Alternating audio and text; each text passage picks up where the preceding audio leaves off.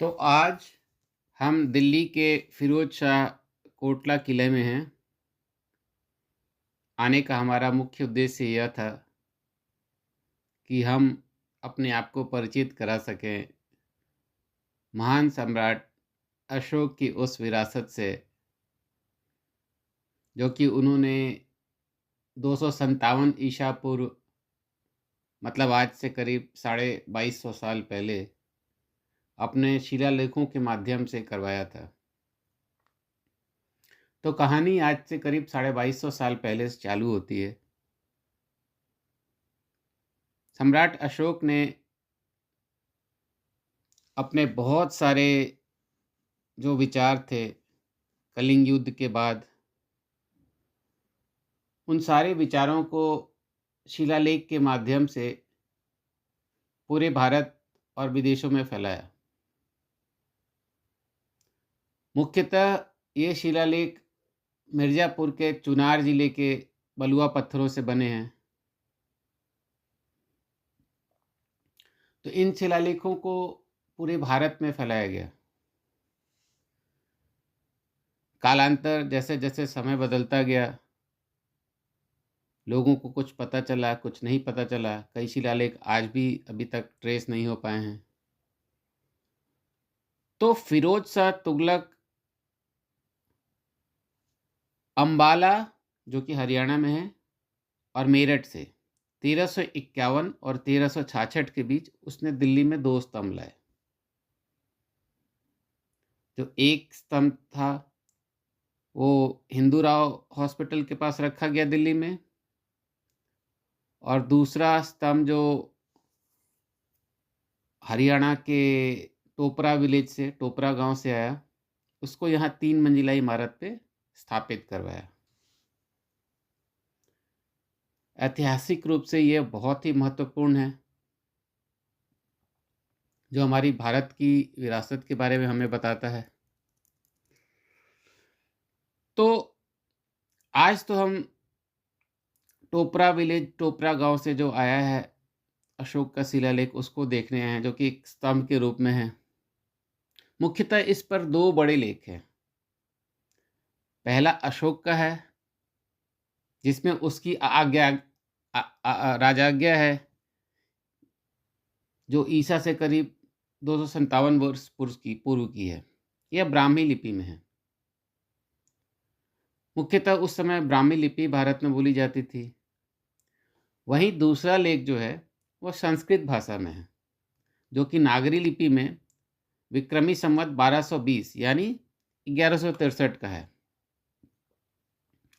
इस पर चौहान शाकंभरी के राजा विशाल देव की विजयों का वर्णन है। तो 2 राजाओं का संदेश हम इस शिलालेख में पा सकते हैं। हालांकि ये 3री मंजिल पे स्थापित है और अभी ऊपर तो नहीं जा सकते। पहले ऊपर अलाउड था जाने के लिए, लेकिन कई लोग यहाँ सोचते थे कि यहाँ जिन्न वगैरह हैं, तो पूजा पाठ, धूप अगरबत्ती वगैरह करते थे, जिससे इमारत की दीवारों को नुकसान होता था। तो सरकार ने ऊपर जाने के लिए मना कर दिया। देख सकते हैं बहुत ही बड़ा प्रांगण है, बहुत ही बड़ा। तो जेम्स प्रिंसिप वो पहले व्यक्ति थे जिन्होंने साल 1837 में पहली बार इस स्तंभ पर लिखे शब्दों को पढ़ा था, जिससे कि ये साफ हो गया कि स्तंभ का फिरोज शाह तुगलक से कोई लेना देना नहीं है, बल्कि इस पर अशोक की 5 राजाज्ञा में से एक लिखी हुई है।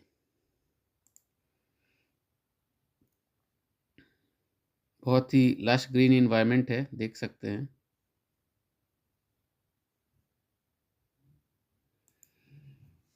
तो इन शिलालेखों पे अशोक ने अपने कलिंग विजय का वर्णन किया है। धम्म के बारे में, धम्म यानी धर्म, बौद्ध धर्म जिसको वो फॉलो करते थे, उसके बारे में लिखा गया है।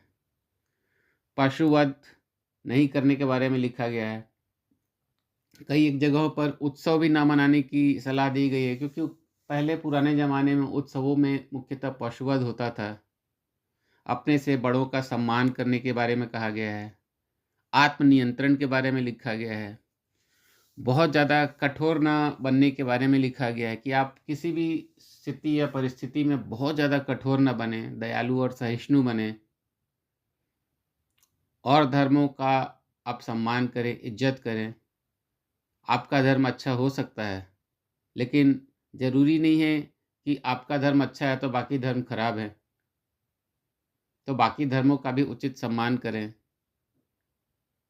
अपने सेवकों का भी उचित सम्मान करें, उनको निकृष्ट दृष्टि से ना देखें, सबकी इज़्ज़त करें, बड़ों की इज़्ज़त करें। तो कालांतर में तुगलक के बाद के राजाओं ने इस जगह को नष्ट कर दिया।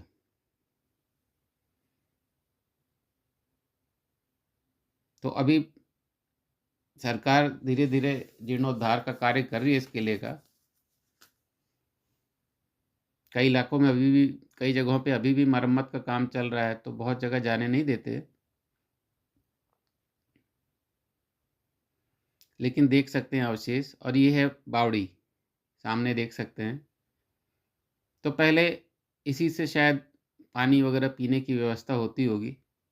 आजकल तो इस बावड़ी से पानी निकालते हैं और यहाँ के आसपास के पेड़ पौधों को देते हैं। आंचल सामने, ये बावड़ी का भीतर से आप देख सकते हैं।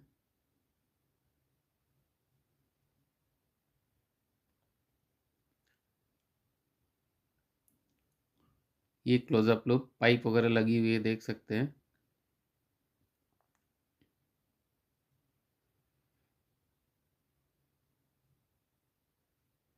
बहुत ही अच्छी जगह है दिल्ली में। दरियागंज के पास फिरोज शाह कोटला किला है, उससे जस्ट पहले। ये अभी हम देख सकते हैं महान सम्राट अशोक की विरासत, सामने जो स्तंभ के रूप में है, तीसरी मंजिल के ऊपर। बहुत ही ऐतिहासिक क्षण, हमारे लिए तो एक बहुत ही अच्छी सी चीज़ है, और हमेशा मेमोरेबल, जिसको हम हमेशा याद रखें कि हम अशोक की विरासत को सामने सामने देख पा रहे हैं साक्षात्कार रूप से। बहुत ही सुंदर।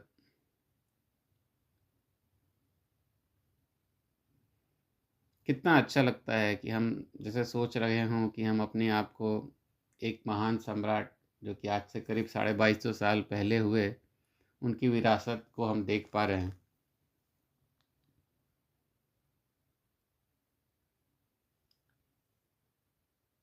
भारत ऐसे ही बहुत कुछ अमूल्य विरासतों से भरा पड़ा है। हमें बस ज़रूरत है उन्हें जाने की, देखने की, पहचानने की, और उनका इज्जत और सम्मान करने की, और उनको प्रॉपरली उनकी देख रेख करने की, जो कि सरकार कर रही है।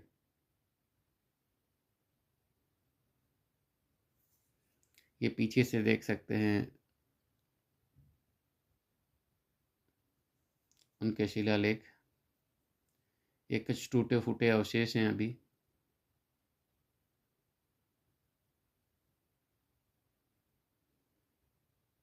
बहुत ही सुंदर जगह है, हरी भरी जगह है, पेड़ पेड़ पौधों से भरी हुई है। कई जगह बहुत पुराने पेड़ हैं, तो ज़रूर आएँ। ये पीछे पार्क के पीछे देख सकते हैं कितना हरा भरा है।